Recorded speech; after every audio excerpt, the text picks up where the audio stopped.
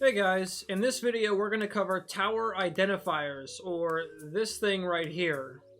So in the last video we changed the tower name and tower description for the dart monkey, and in the video I said I don't really know what this word dart monkey here is, I don't know what it does, but you know, I was pretty sure changing it would cause bad things to happen.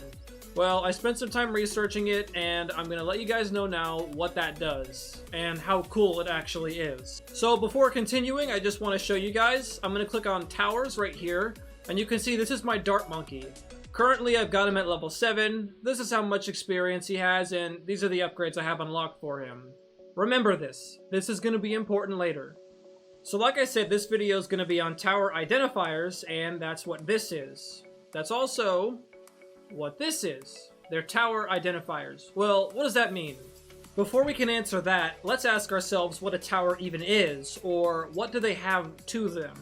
So we know, let's say the Dart Monkey. We know the Dart Monkey has a sprite, and we know he's got some upgrades, and a weapon, maybe a few weapons.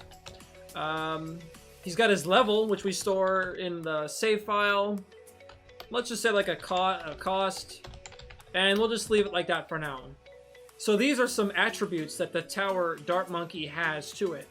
How does the game know which attributes are for the Dart Monkey and which attributes are for the Tac Tower? Also, how does it differentiate two Dart Monkeys who have different upgrades? That's what the tower identifier is for. So if I copy this, let's go ahead and paste it in here. So we've got this box called Tower Identifier. It's basically a box that all of the tower info gets put into. So the way it works in the game is a new tower identifier is created called Dart Monkey, which we've seen in the code right here. This tower identifier is made, and now a box has been created for information about this new tower, Dart Monkey. Stuff like its sprite, its upgrades, its weapons, its level, its cost, etc. gets stored inside this box. And that's how it's differentiated between other towers. So in the last video, when I said you shouldn't edit this to change the tower name, it's because this isn't the tower's name, this is. What this here is the tower identifier. The tower identifier Dart Monkey has a label of Dart Monkey with a space in between it. It has a description of shoots a single dart that pops a single balloon, etc. Up here is where it actually declares that tower identifier name.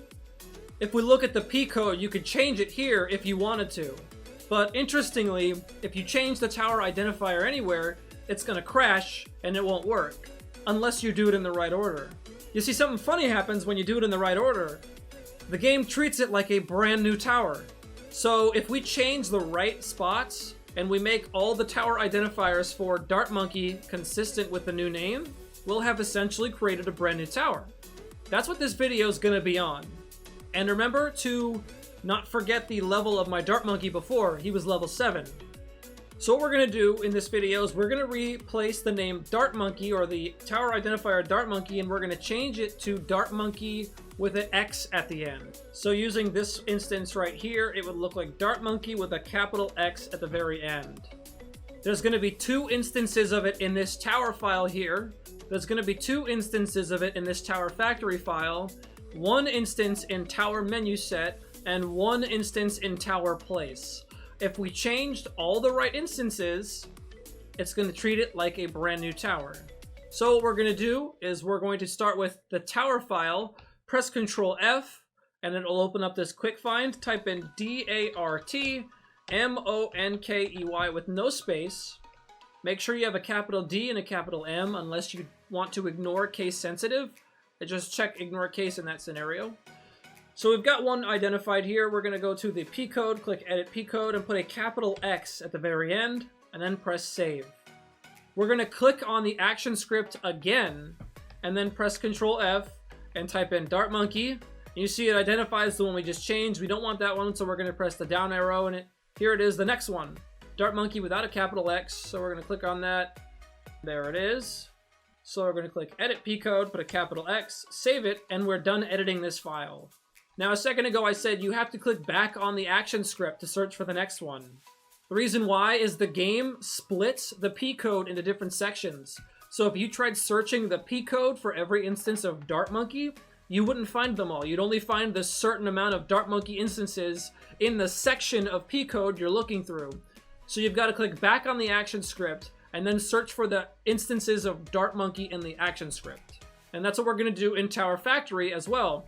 So press Control F, type in Dart Monkey again, and we're going to change each instance of Dart Monkey to Dart Monkey X. I've already changed this one, so I'm not going to do that. The next instance for me is in the tower definition where it's saying right here. This is actually where we left off in the last video. So I'm going to edit P code, put Dart Monkey capital X, click save, and I've edited the 2 instances in this file. Interesting, if I were to press Control F inside the action script, type in Dart Monkey, we're left at where we were a second ago, tower definition, but if I press it one more time, you can see we found another instance of Dart Monkey right here. Are we supposed to change this too? The answer is no. See, in this episode, we're only editing tower identifiers. This is not a tower identifier. This is a sprite. So we're not going to be messing with sprites. For all we care, we could change this to sun avatar and turn our monkey to look like a sun god. You know, it doesn't make a difference. All we're editing again is tower identifiers. So let's go on to the next file, tower menu set. Click on the action script, press Control F, enter in that Dart Monkey, and here we are. We find it right here. This one only has one instance of Dart Monkey to change, so we're going to put a capital X, click Save. On to our next file. Press Control F, search for Dart Monkey, here it is. Edit P code, put a capital X, and save it. If you guys have noticed, when we edit files and then we save the changes within the P code, it makes these files look bold. Their text looks bold. That means we've had some changes made to the files, and we have to save in order for them to be saved. So if we click save here, you can see they go back to normal. Real quick, I just want to point something out. If you click on Tower Factory and scroll down just a little bit, we have the instance where it first created the tower identifier for Dart Monkey. But you see right above it is these weird things right here. These have to do with the slots for the tower buy menu, or the menu on the right side of the screen where you can buy your towers. They do somewhat correlate with the tower identifiers we've made here, but very loosely. So you can change these and it's not really going to affect these nearly as much.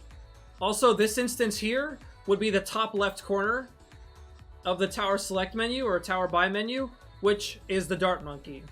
This one right here is the one to the right of that, which is the TAC tower. But yeah, that's what those do. Also, real quick, I just want to say, if you guys tried this and when you try launching your game, you just get a white screen, the reason why you're getting that is you didn't change every instance of the tower identifier to Dart Monkey with the capital X. Or you didn't change them all to the same name. So go back into these files. Remember, there's going to be 2 that you're changing in the tower file, 2 in the tower factory, 1 in tower menu set, 1 in tower place. Make sure that when you're searching, you click back on the action script so you can find all the instances. And yeah, that's it. So we've made our mod. I'm going to make sure it's saved. And now I'm going to apply it to my game. Remember, though, what I said about the Dart Monkey being level 7 originally. So I'm in game. Let's go ahead and click on this towers. Oh, what do we have here? A Dart Monkey level 1? What the heck happened? I was level 7 a second ago. Did the game just delete my save and I lost my level for my Dart Monkey? No, something very interesting happened. Your save for the Dart Monkey is still there. However, this isn't a Dart Monkey. This is a Dart Monkey with a capital X at the end of it.